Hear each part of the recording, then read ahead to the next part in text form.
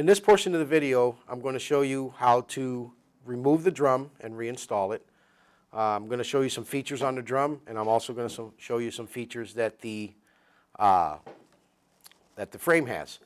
The first thing that I do is I call this clocking the drum, and basically what I do is I make sure that the handle, or the space where you put your hand, is in the upright position. This helps me realign it when I go to install the drum back on the frame.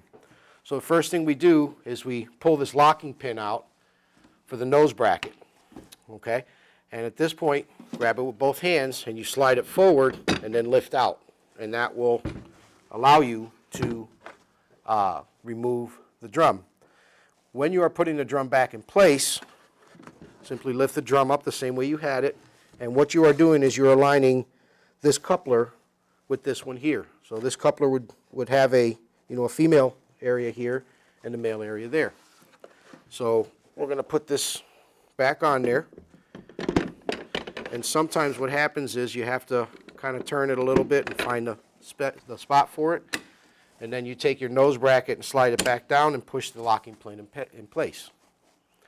Some of the features on this, this has what we call an inner drum.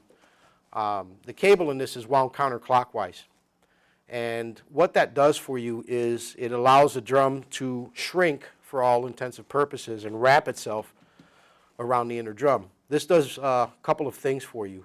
The first thing it does is that it helps you apply more of the power that the machine has available to the cable, and it does that once again by wrapping itself around that inner drum. The second thing that it helps you do is it helps avoid flipping the cable over inside the drum, which does happen on occasions. It's never impossible to flip a cable, but it's a lot less likely with this machine. Some of the other features that it offers, we'll swing this around the back here, is right here you have a drain plug, and you simply unscrew that, pull it out, and there's a rubber grommet that's attached to it as well. So once you have that removed, you bring this down to the bottom, and you will have sprayed your degreaser in there, or cleaner, or cleaning solution, or whatnot, and make sure that you get all of that out of there. Once that's ready to go, then you can condition the cable again.